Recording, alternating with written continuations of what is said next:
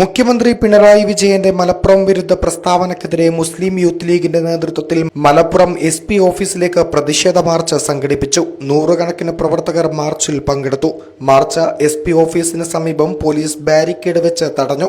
മുസ്ലിം league സംസ്ഥാന secretary PMA സലാം പ്രതിഷേധ March ഉദ്ഘാടനം ചെയ്തു.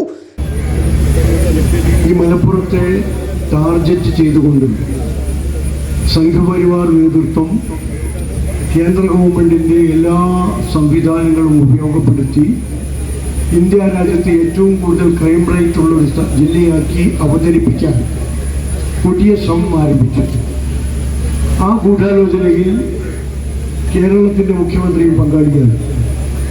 ആഭ്യന്തര വകുപ്പിൻ്റെ ചുമതലയുള്ള മുഖ്യമന്ത്രി പോലീസ് ഉദ്യോഗസ്ഥന്മാർക്ക് അതിനനുസൃതമായ നിർദ്ദേശങ്ങൾ നൽകി എന്നാണ് ഞങ്ങൾ മനസ്സിലാക്കുന്നത്.